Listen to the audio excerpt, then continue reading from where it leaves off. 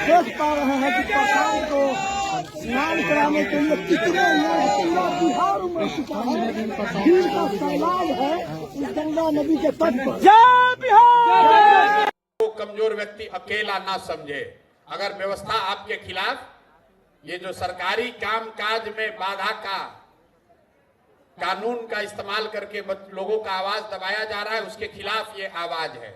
और जो 6 तारीख को हुआ है, एक भी पदाधिकारी को छोड़ेंगे नहीं। अगले 2 दिन के अंदर आपको क्या बता दे रहे हैं, 2 दिन के अंदर जितने भी पदाधिकारी, प्रशासनिक पदाधिकारी उसमें शामिल हैं, वो क्रिमिनल रीट के लिए तैयार हो जाएं। उन पर कोर्ट में भी केस होगा, ह्यूमन राइट्स में भी जाएंगे। बिहार में ये मापदंड तय फिर से किया जाएगा कि यहाँ पर लोकतंत्र है, ये लोकतंत्र की जननी रही है, इसको लाठी तंत्र बनाने की अनुमति किसी को नहीं दी जा सकती है। और अगर कोई लाठी तंत्र बनाया है तो बिहार के युवा, हमारे जैसे लोग पूरी ताकत से खड़े होंगे, डरने वाले नहीं है।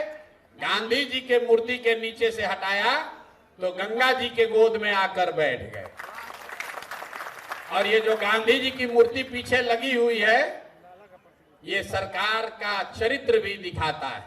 ये बिहार के बच्चों ने बनाया है, जरा देखिए इसको पीछे। सरकार के और यहाँ के अपने आप को गांधी के फॉलोअर कहने वाले मुख्यमंत्री जी के कहने पर ये यहाँ के बिहार के कुछ बच्चों ने इस मूर्ति को बनाया है। और बनाने के बाद इस सरकार ने उन बच्चों को पैसा तक नहीं दिया, तो उन बच्चों ने इस मूर्ति को हम लोग को दिया।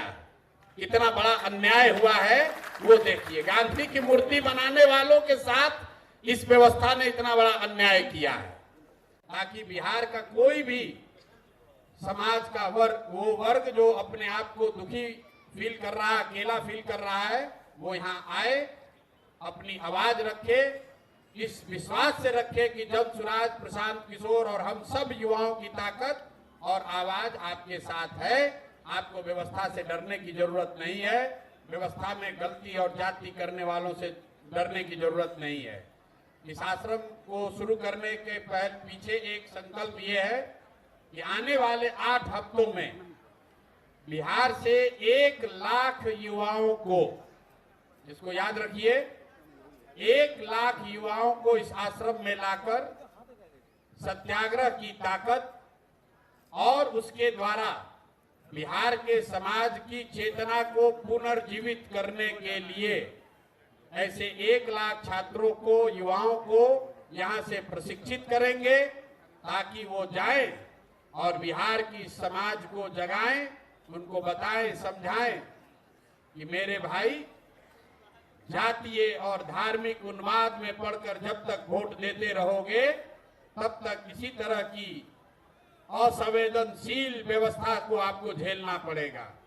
एक बार अपने और अपने बच्चों के भविष्य के लिए, उनके अच्छी शिक्षा के लिए, उनके रोजगार के लिए, बिहार में पलायन बंद हो उसके लिए, किसानों की समृद्धि हो उसके लिए, महिलाओं को रोजगार मिले इसके लिए, इन संकल्पों के साथ ये रास्ता युवाओं को मिले कि सत्याग्रह के जरिए इन संकल्पों को कैसे पूरा किया जा सकता है।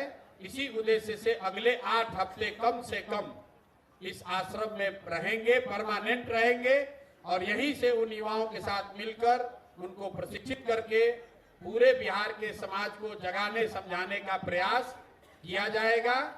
और इसी संकल्प को लेकर अब इस सत्याग्रह की यहाँ से शुरुआत कर रहे हैं।